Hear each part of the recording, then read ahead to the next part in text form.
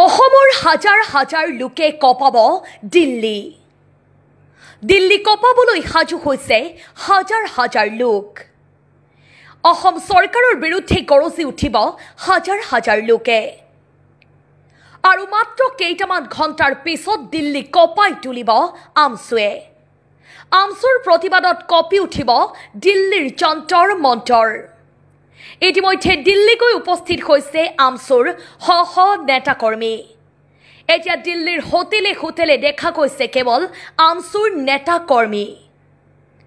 অসমত চৰকাৰে চলাই থকা উচ্ছেদৰ বিৰোধিতাৰে কাইলৈ যন্তৰ মন্তৰত সাব্যস্ত কৰিব এই বৃহৎ প্ৰতিবাদ।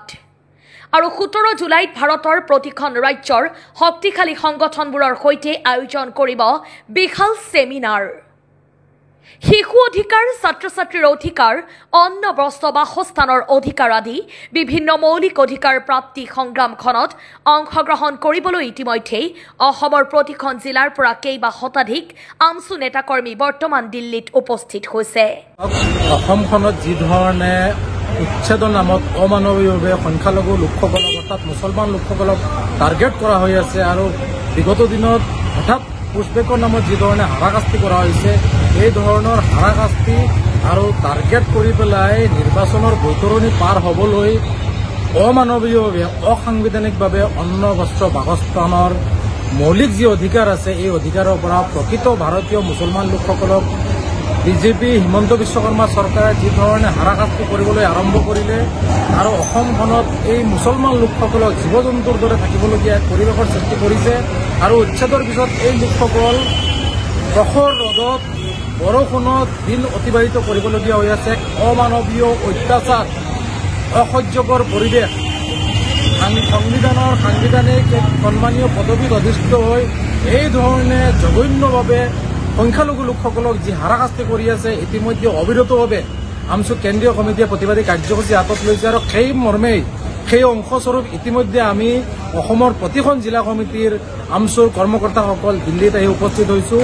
আৰু অহা কাইলৈ আৰু পৰহিলৈ দিল্লীৰ দুদিনীয়া কাৰ্যসূচীৰে প্ৰতিবাদ সাব্যস্ত কৰা হ'ব। অহা কাইলৈ দিল্লীৰ যন্তৰ মন্তৰত তীব্ৰ প্ৰতিবাদী কাৰ্যসূচীৰ পাছত পৰহিলৈ অৰ্থাৎ 17 তাৰিখলৈ ভাৰতৰ বিভিন্ন সংখ্যালঘু সংগঠনসমূহৰ লগত আলোচনা মৰ্মে আৰু ধৰ্মনিৰপেক্ষ যিসকল ব্যক্তি আছে, যিসকলে প্ৰত্যেকটো জাতি জনগোষ্ঠীৰ বাবে আৰু সাংবিধানিক অধিকাৰ সাব্যস্ত কৰি প্ৰত্যেকটো জাতি জনগোষ্ঠী জীয়াই থকাৰ ক্ষেত্ৰত যিসকল ব্যক্তি বা সংগঠনে মাত মাতে, সেই ব্যক্তি বা সংগঠনৰ নেতৃবৰ্গকো ইতিমধ্যে আমন্ত্ৰণ জনোৱা হৈছে। আৰু 17 তাৰিখত বৃহৎ আকাৰে ছেমিনাৰ আয়োজন কৰা হ'ব আৰু বিতংভাৱে আলোচনা কৰা হ'ব। পৰৱৰ্তী কালত কেনেধৰণে এই আন্দোলনৰ জৰিয়তে অন্যায় অত্যাচাৰৰ বলি হোৱা লোকসকলক ন্যায় প্ৰদান কৰিব পৰা যায়, মৌলিক অধিকাৰৰ পৰা যাতে বঞ্চিত নহয় তাৰ প্ৰতি সকলোৱে যাতে লক্ষ্য ৰাখে, চৰকাৰখনে যাতে সকলোৰে মৌলিক অধিকাৰ সাব্যস্ত কৰি জীয়াই থকাৰ ক্ষেত্ৰত তেওঁলোকৰ দায়িত্ব আৰু কৰ্তব্য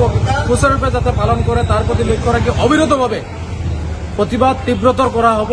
আৰু সেই মৰ্মে ইতিমধ্যে দিল্লীত সকলো আহি প্ৰতিটো জিলা কমিটিৰ বিষয়ববীয়া, কেন্দ্ৰীয় সমিতিৰ সভাপতি, সন্মানীয় সাধাৰণ সম্পাদকসকল সকলো বিষয়ববীয়া উপস্থিত হৈছোঁ আৰু সকলোৱে এই প্ৰতিবাদ সাব্যস্ত কৰিছোঁ। আৰু আগন্তুক দিনত আমছুৰ উদ্যোগত যিসমূহ প্ৰতিবাদ হ'ব, অসমৰ সৰ্বস্তৰীয় ৰাইজে এই প্ৰতিবাদত সহায় কৰি অন্যায় অত্যাচাৰ এই যি ফেচিষ্ট চৰকাৰখনে কৰি আছে, হিটলাৰী শাসন চলাই আছে, এই হিটলাৰী শাসনৰ বিৰুদ্ধে সকলোৱে মাৰ বান্ধি থিয় হ'বলৈ আমি আহ্বান জনাইছোঁ। News desk report, Times দবকা।